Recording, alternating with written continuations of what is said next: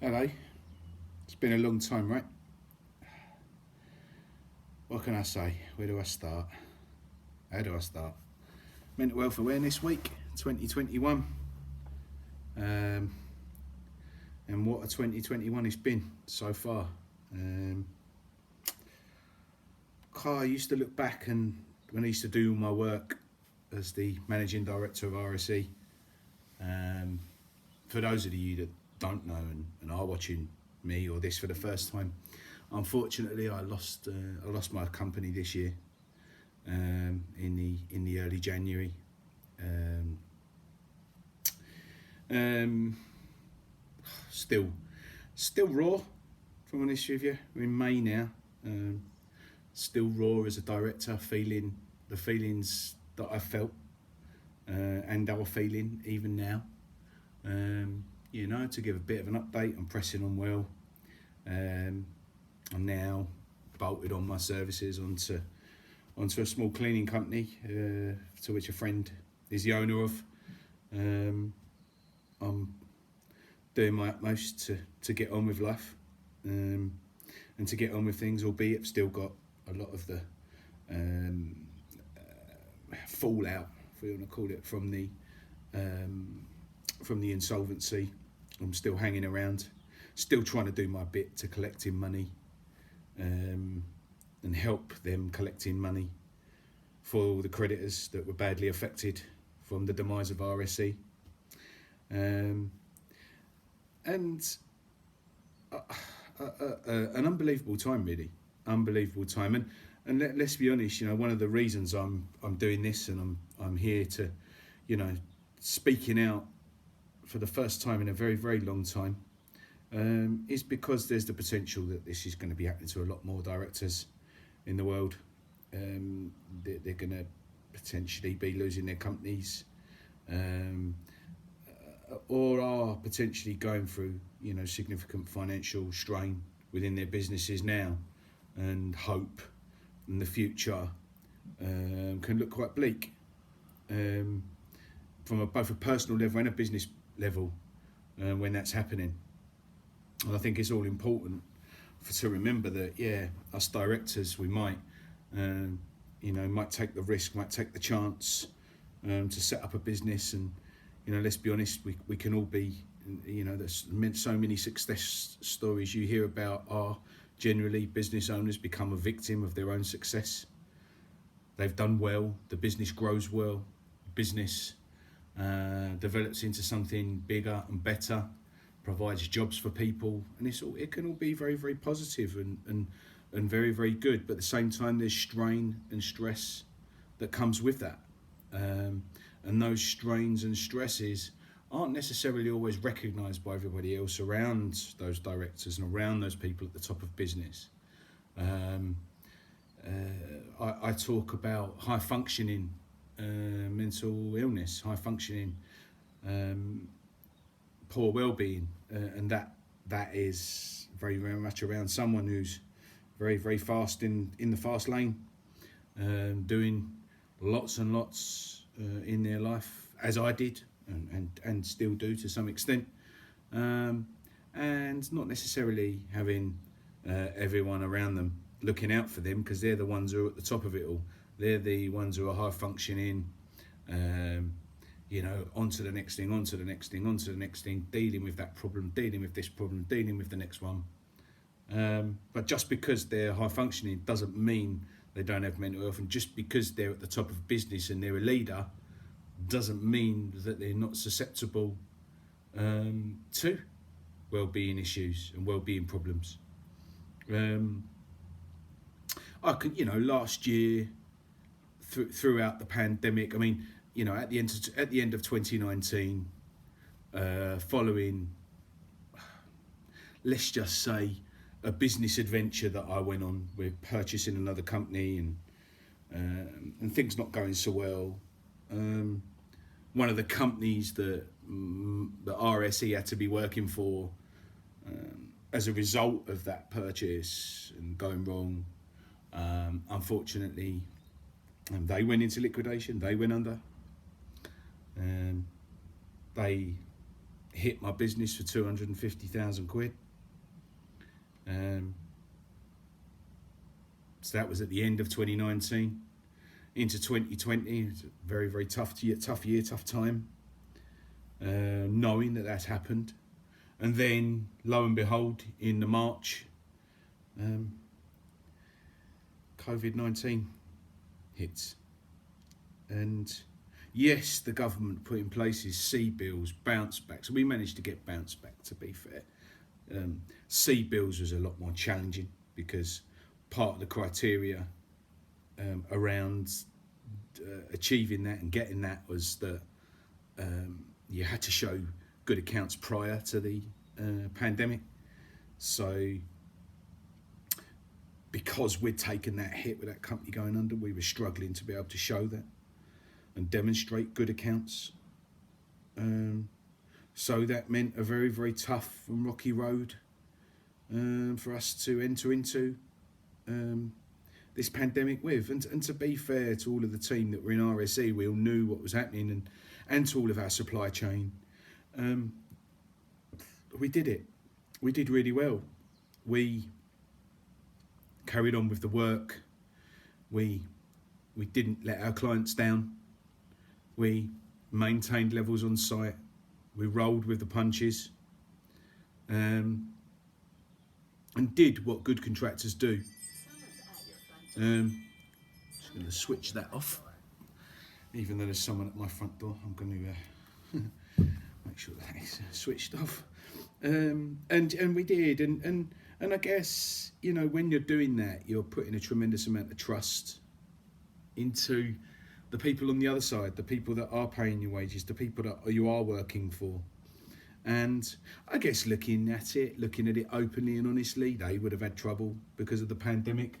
They would have had difficulties as a result of force majeure and extended time on site and extended prelims and all the things that everyone in the construction industry has suffered and is suffering with.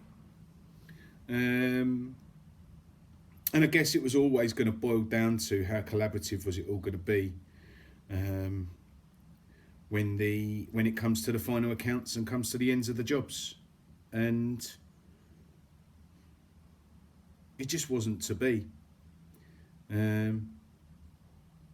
particular contractor we were working for, I'm not going to name any names, they know who they are. I was open and honest with, told them the troubles that we were having, and I get it. They're going to look at us from the top of their business and around the boardroom table, and they're going to say, well, this company are a bit of a risk. If we pay them all that they're owed and they can't finish the job and they do go under and they're not here anymore, then they're going to become a risk. That's going to become a risk for them and the completion of their project. And this is where, you know, does our industry lend itself to the right ethics? Let's be honest, it doesn't. You know, the particular company, and it wasn't just one, there were a few, but a particular company that I'm talking about, you know, they needed to window dress their accounts and their end of year. So they took the decision to not pay us for works done in October that were completed, works done in October and completed and certified and invoiced that actually were due to be paid in the middle of December. Well, they took the decision to divert that to January, and in doing that, put the company, my company, not just them and others who we were working for, a multiple of companies, you know, put us under a lot of strain, and there wasn't anything that could be done. The banks weren't really willing to support because of the situation of getting hit at the end of last year, and you know, my anxiety as we led up to that time, my mental health leading up to the time of going through, when I think what it was like going through the months of kind of, we had really good summer, so we got back to work following the first lockdown in March. We had a really good summer we were knocking out the work and getting the work done, and everybody was on board. We were all battling for the same cause, very collaborative in the business. All of the people inside RSE were working as hard as they possibly could to deliver for our clients. And generally, I can't sit here and say that they weren't delivering. They were delivering. We were doing all that we possibly could for every single one of our clients. But the strain started to come on in October, November. And when I say the strain, this is the reason why I'm talking today, why I'm here, doing a first time I've been really on social media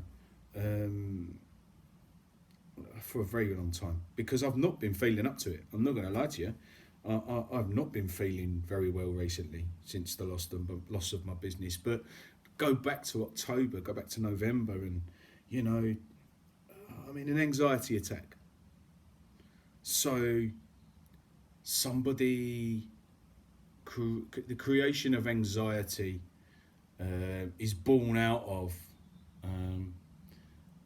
an event or something happening that creates a level of fear, a level of stress. So to think about that potential event or to think about that situation will create a tightening of muscles, twitching of muscles.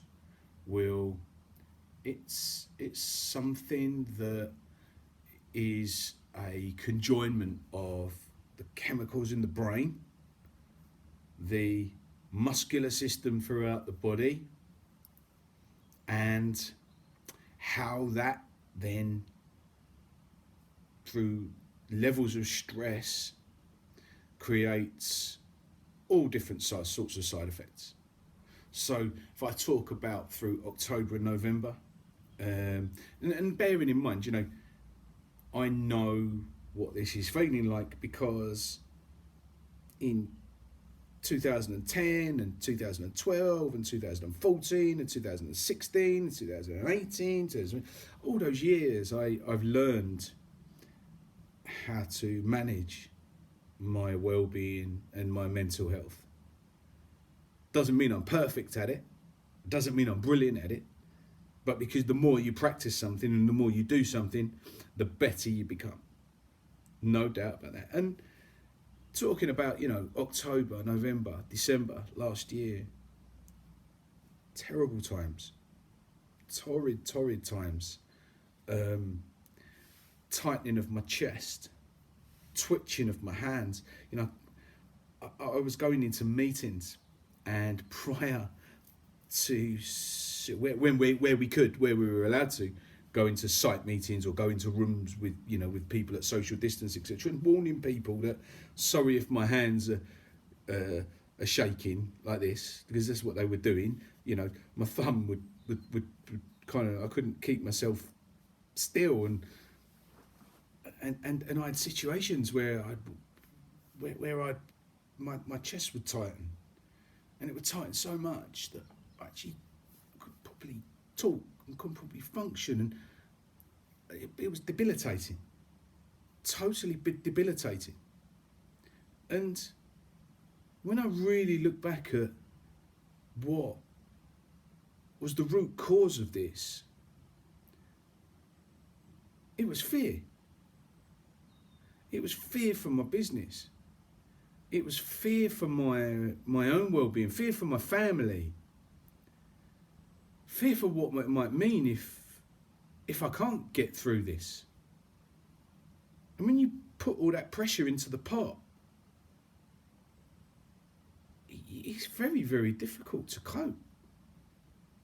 Now, I'm just one man talking about the pressures of directorship, of business.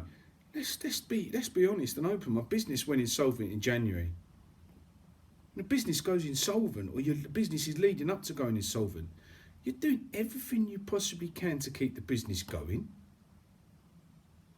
You're doing everything you possibly can to pull in the money and to try and get through, and to ensure that everyone remains employed, or the most potential people that can remain employed are. But at the same time as looking at your duties, looking at, am I trading insolvently? Am I doing the right thing? Am I making the right decision? If this doesn't go wrong, I'm going to be under scrutiny. So I need to try and make sure I'm making the right decisions here. And when anxiety takes over, when you're doing something like that, and you're trying to do the right thing and you're trying to be the right person, it's very, very, very, very hard to make a decision and make a choice without procrastination, with a healthy mind and a healthy body and a healthy decision making process,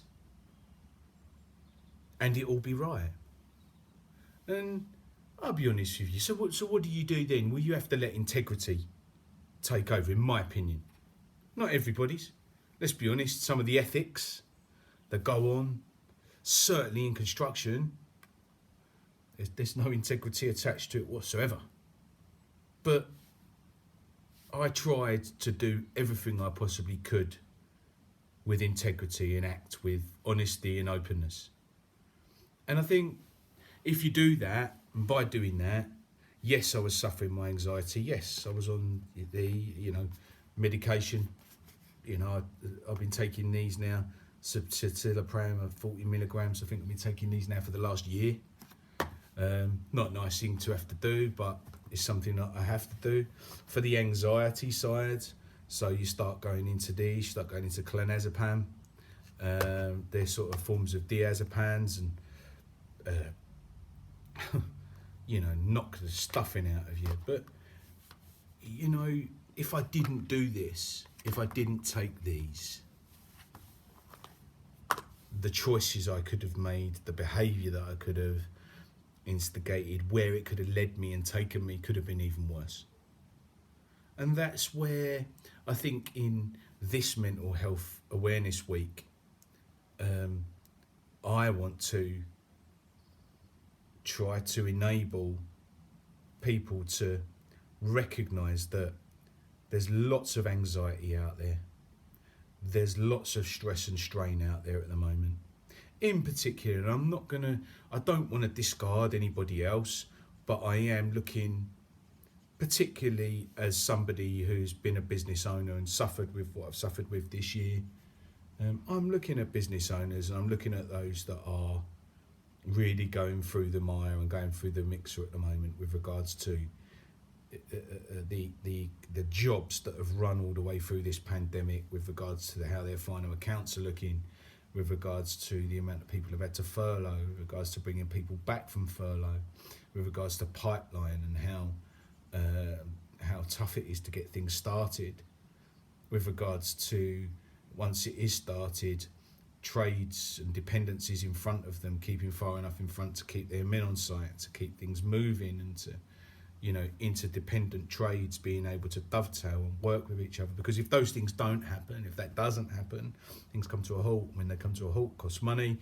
When it costs money, you're kind of looking at another job that you need to fill holes with. If you haven't got that other job to fill holes with, you find yourself in a very, very difficult position.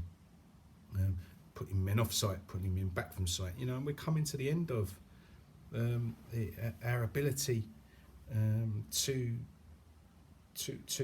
pay people's wages, or to have the government supporting paying people's wages whilst the fallout of this pandemic still takes hold and flushes out the consequences of what have been some very, very difficult times.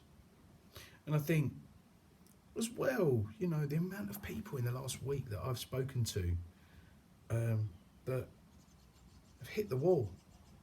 2 weeks, over the last 2 weeks, the amount of people that they've taken holidays on their mortgage, or they've their business has taken bounce back loans, or they've deferred payments on, I don't know, their credit cards, or on their, whatever it may be, on finance on their cars, whatever it might be. And now we're in this a place now where, it's been mentioned in the news, is we're now in an endemic phase of the of COVID-19. Well, that means they've reduced down the intensity. It's not something that's exponentially growing anymore. It's actually reducing. It's becoming less, which is fantastic news, because it means that this problem doesn't get larger and bigger and keep going and going and going. But now the rebuild. Now this is the position, the worst position it's going to potentially get. Can I survive? Have I got to sell my house? Have I got to sell my car? Have I got to get rid of my business? Is my business going to survive? Whatever it may be, we are now facing, from a mental health perspective, from a well-being perspective, dealing with, oh, it's all better now, is it? Oh, well, that's good. That's good. Great. On we go then. I'll just go through 18 months, a year, to 18 months worth of adapting to life at home with my family. More nice in some ways, but others is not. Pluses and minuses all the way around. So I'll go from adapting to being around just my family all the time, to not being able to go out and see my friends anymore, to not being able to go and my children to go and cuddle their grandma, or me not to be able to see my friends, or not go and watch Arsenal, or not go and watch football matches, or not go and do the things that I'll deal with, that being shut off and changed. And then we'll then start slipping all the way nicely, slip back out of it following the pandemic, and my mental health is just going to slip back to how it was all before. Doesn't happen like that. Doesn't work like that. We don't work like that. And I think it's really, really important in this particular mental health week to understand ourselves and to look at something called acceptance and commitment. I've been under the priory in the last few months, just to keep myself topped up, to keep myself on top of things, because I've needed to be. And because if I didn't, these won't help. These won't do it alone. I've needed somebody to talk to. I've needed somebody to be in a room with, or on a Zoom call with, that I can express my real feelings around not what I've done, but what the thing that I was responsible for in the way of my business has done to so many different people, unfortunately, through its demise, creating negativity. Whether it's been supply chain, whether it's been my employees, whether it's been my customers and clients who are built up over 17 years, whether it's been my family seeing me under strain, or me seeing them under strain because they're, because of the suffering and the stress and the difficulties that it's caused. Whatever it may have been, I've needed to deal with accepting that is it, that is what it has been. So being able to accept that, and then to commit to knowing what I can control, what I can't control, and knowing what I can influence in a positive manner to come through the other side of things, has been an exceptionally important part of my life for the last 6 months, certainly since January the 13th, when I had to make that horrible announcement to all of my staff and to all of our supply chain. And to be able to put out there that it's okay, it's normal for me to have felt like that, and it's normal for people to feel when they're under strain that they are going to feel bad. If you've got a conscience and you've got integrity and ethics around you and in your makeup, then you are going to feel sad for people that you're going to create negative impressions on their life with. Some people out there don't care. Some people out there are able to just shrug it off, go and get on to the next thing, move on, go and get on to the next thing, and think about me all the time. Other people aren't. I'm not one of those. I'm somebody who thrives off of seeing other people happy, thrive off of seeing other people enjoying life and creating opportunities for them. And sadly, that's come to an end. So being able to accept that and really, really drill down into what I can control and what I can influence has been a massively important part of me being able to overcome what has been an extremely difficult time mentally. And I haven't overcome it. I can't sit here and say to anybody now, yeah, it's all better. 4 months have passed and it's all right now. Because it's not. I'm working at it every day. I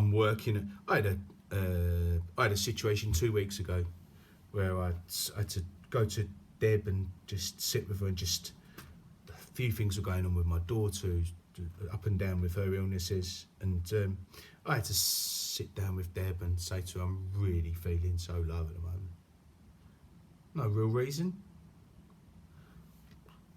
I felt a little bit unwell, so maybe being unwell had caused me to feel a little bit under strain, my body to feel under strain, but there wasn't any real rhyme or reason or anything in particular that happened. A culmination of thoughts going through my mind, of beliefs that I knew weren't true, but you question your own judgment on things that you believe to be true or not sometimes by what you can actually see going on in the everyday and see going on in the every moment. It's very, very easy to slip into my beliefs becoming catastrophised or becoming a bit of fortune telling, not actually what's happening. It's human instinct. I think we're all capable of doing that. And it was really, really hard. My wife and son seeing me go low. It's easy, isn't it, for a man, for me, to go, I'm all right, I'm getting on with it, lost my business, yeah, it's all good, yeah, I'm moving on to the next thing, yeah, I'm sort of going out there on the tools, and I'm much better in myself, and I'm feeling much better. Yes, I am, all those things, all of the above, because that's what I will do. That is what I will do. I will survive always. I've always been a survivor. But just because I'm a survivor, and just because I'm making the best of a bad situation, and we're looking at it and going, well, all things happen for a reason. Yes, they do all happen for a reason. But does that mean that chemicals can't release in my brain that can affect and distort my thinking? Of course it doesn't. So, by recognising that I was having those distorted thoughts, and by talking about that with my doctors, talking about, how do you think it feels for somebody to have to talk to a psychiatrist about what they know is wrong with them, what they can see going on inside, what they can, I am able to visualise what's going on in my head, I'm able to visualise what's going on in my thoughts, because I know so much about it, and I'm able to get it on the table, look at the shape of it, deal with the shape of it, mould it, and be able to go and get on again. And the reason for that is I've studied the subject. I'm very, very passionate about the subject. And I will always do it not only for myself, but to allow me to be able to do this as well. Allow me to be able to do something where I can reach out and help other people help themselves. Whether it's through them being able to recognise their anxieties, whether it's through them being able to, we'll talk about, it's a third generation of cognitive behaviour therapy called acceptance and commitment therapy.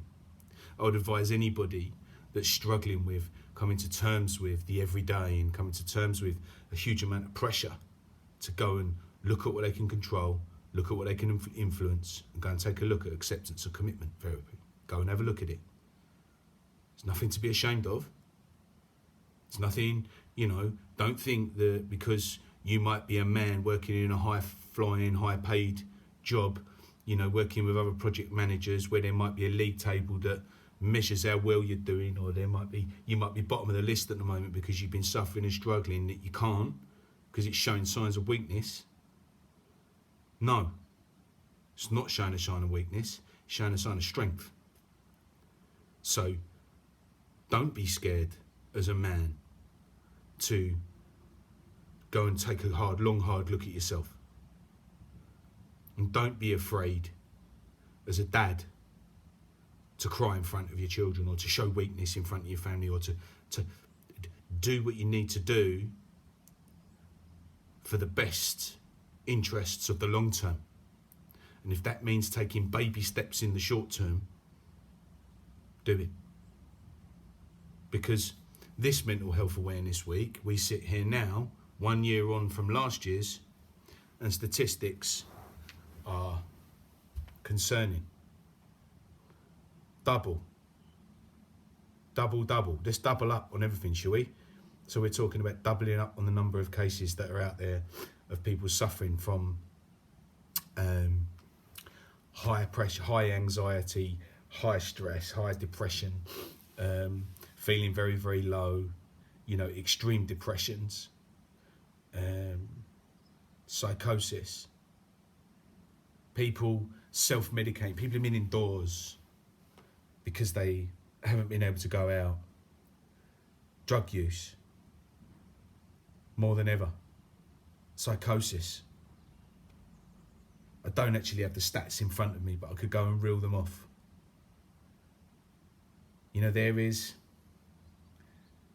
There are men I know of in lockdown, 3 men know of that have taken their own life. I can't sit here and say one of them I could say was an acquaintance. The other 2 are friends of friends. That's 3 people. One of them actually went to school, the rival school of ours. He went to that school, but and when you look at it, he just got to that point of there was no more hope. There was no more. It just wasn't. It got so dark that he would have believed, and I know this from experience from going there, that the belief is there's nowhere else, no other place to go. We can't let that happen to society, and we can't let that happen to us all as men living in this world, and women for that matter. It's not just men, and children. It's all of us. And what's really, really important with all of this? We're coming out of dark times. We're coming out of difficult times. Are we going to come out of these times being selfish? We're going to come out of times not looking after each other like this. We're going to come out of times like this not looking after each other and get through it. No, we're not. Because we thrive as humans off of hope. off of looking forward to things, having things to look forward to. So, yeah, and I will put this out there and I'll name this. So next time, Mr. Main Contractor, that you're sitting there, or you're directing, you're on the board of directors, and you're sitting there with your QSs or your commercial director, and you're making the choice to have to go and get that extra 10% from somewhere, just think about the impact that could have on the business below if you go and take it from them. Just have a long, hard think about that. This industry, called construction, is the only industry left that isn't regulated.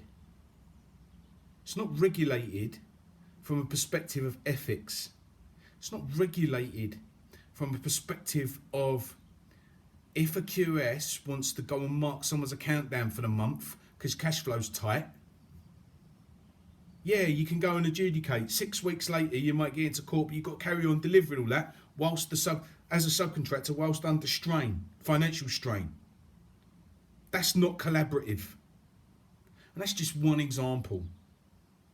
The next time you're seeing your friend struggling because they can't afford the shopping, they can't afford to clothe their kids, they can't afford the lunch money, they can't, so many more people out there that are homeless at the moment, so many more people out there whose well-being is affected by the difficulties that this pandemic has created. And I think that this year, in Mental Health Awareness Week, it's more important than ever for us to speak out, for us to look at your Tyson Furies, your Roman Kemps, the people out there that are trying to do what they can to enable people to be open, to know that it's okay when they're not okay, and to, if necessary, to go and get the medication that they might need, to go and get the help that they might need. As a mental health first aid instructor, I haven't done it for months, which is a shame, because the people that I deliver mental health first aid for will always benefit from my passion about the subject. The problem is I haven't been in a good enough place mentally myself to be able to go and deliver that. I'll be back, I will be. I've been lending my services to a couple of other small businesses and to myself, and to looking after myself, because by keeping it small and compact, I'm able to manage that. If I go and have it as big as it all was, delivering on that level, delivering things, about a subject that I'm struggling to cope with really myself, and struggling to actually cope with my own mental health and well-being, that's not, I have to look after number one first, to ensure that within a few weeks and months, when I am back and I am able to deliver again, that I'm going to be at my absolute best for it.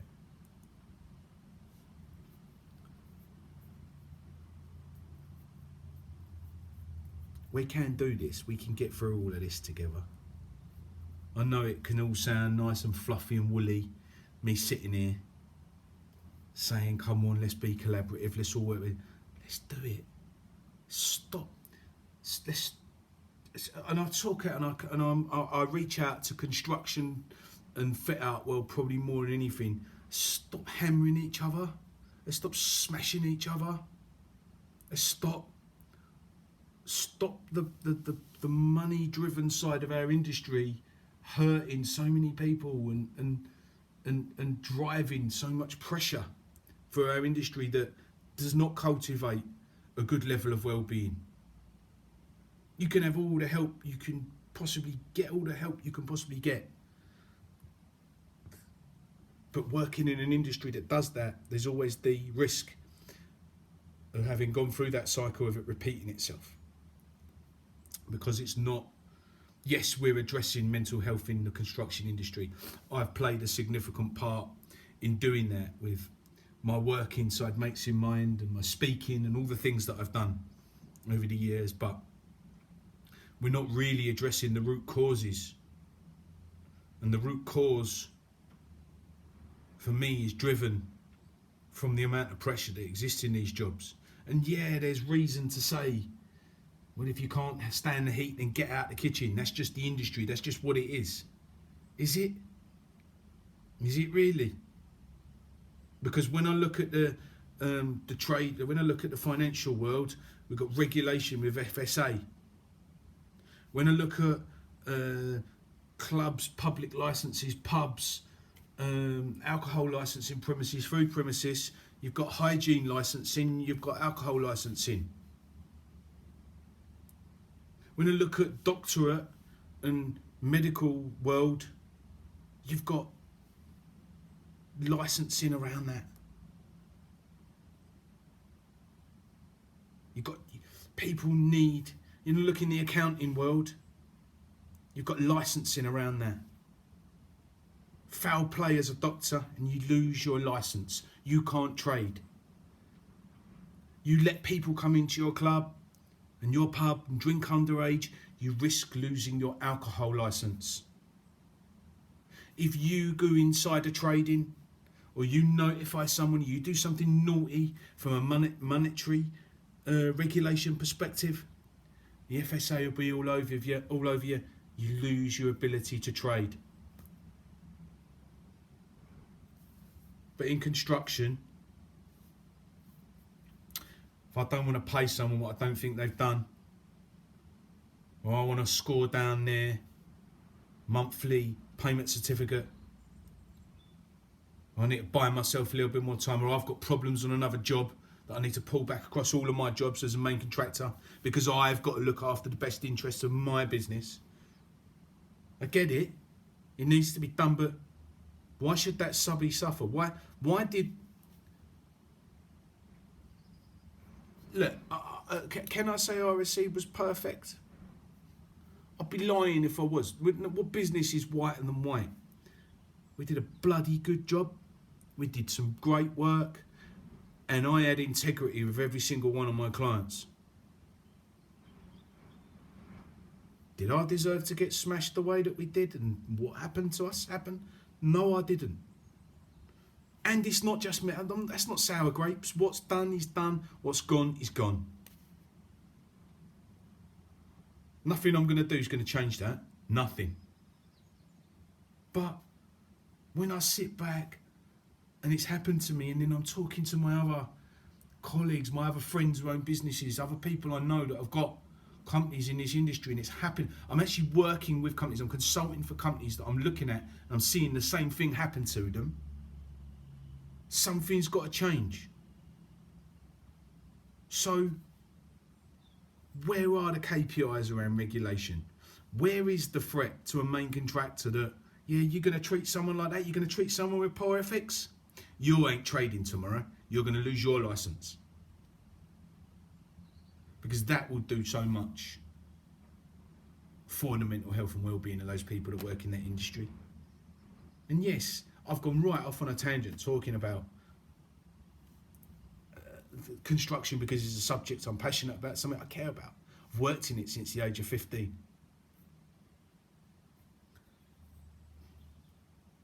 And I don't want it to just come across as sour grapes, beating up on the main contractors. It's not that. But they're the people with the power, with the clients, to change these things. The clients have got the ability within their locker to pay for a good design to be done at the beginning so that there isn't a plethora of variations throughout the contract and the job gets built as designed, rather than the owners being put onto the subcontractor and then there being the big fight about how much the variation account is worth. I'm going to finish off on a little bit of a brighter note in that no matter what industry you work in, no matter what world you turn in, we've got a big, big journey to go on. And that journey needs to start with all of us individually, being brave enough and willing enough to accept that our place and part in society requires us to keep an eye on our well-being, to look out for our own mental health and well-being, whilst looking out for that of others around us, whether that be our friends, our colleagues, our family. And you know, so many people will say, well, they need to help themselves, and to an extent that's such a true thing to say. It's never going to be as plain and as simple as, well, you're going to be able to force someone to go and get help. You're going to be able to force someone to go and see a doctor, or to go and do whatever they need to do to help themselves. But being a consistent drumbeat of, so how are you today? Okay, so how are you since we last spoke? Okay, what's the development on for that? Paying attention to other people's lives as well as our own, and putting yourself in their shoes can play a significant part in collaboratively and collectively us as an ethical and good human race getting through these times.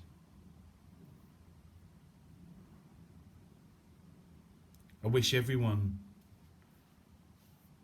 wellness, happiness, and whatever anyone may be feeling throughout this Mental Health Awareness Week.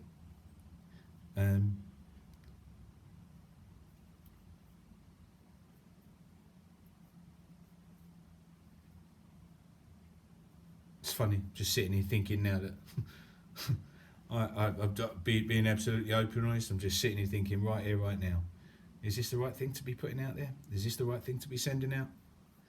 Possibly, possibly not. But